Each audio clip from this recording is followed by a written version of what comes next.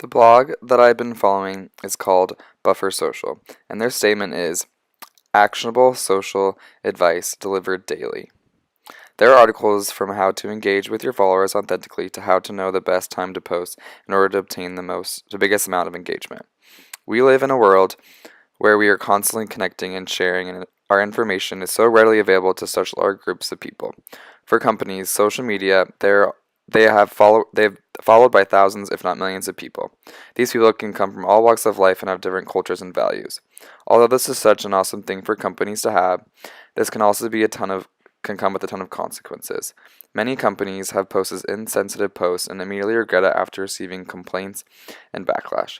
I'm going to focus on how companies deal with this negativity and the troubles they face, as well as how they can deal with this crisis.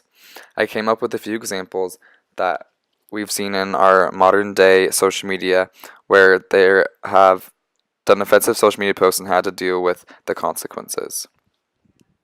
The first one is DiGiorno. Many companies try to jump on any site of large trending hashtags that are happening in social media. After the footage came out of Ray Rice physically abusing his wife, this hashtag, Why I Stayed, was a woman explaining why they stayed in abusive relationships. DiGiorno clearly didn't understand exactly what the hashtag meant and used it extremely inappropriately. They then in turn had to apologize to many people that they offended. The next example is American Apparel. On the 4th of July, American Apparel accidentally posted a photo thinking it was fireworks, but in reality, it was the explosion of the Challenger space shuttle that killed 7 people in 1986.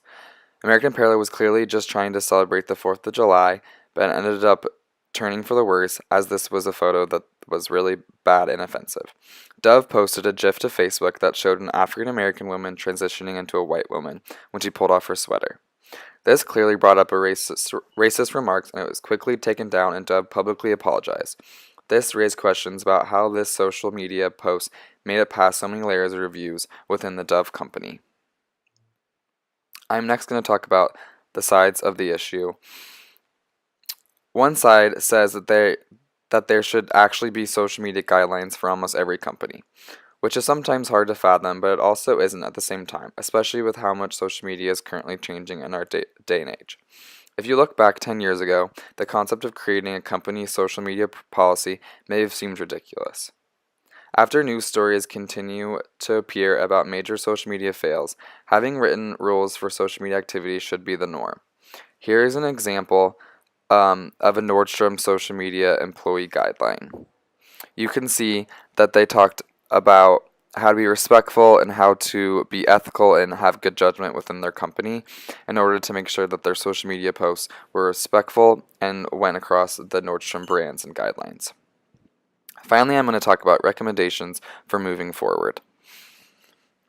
Making light of violence is never acceptable, and neither is jumping onto a trending hashtag without first understanding the context, which is what DiGiorno did.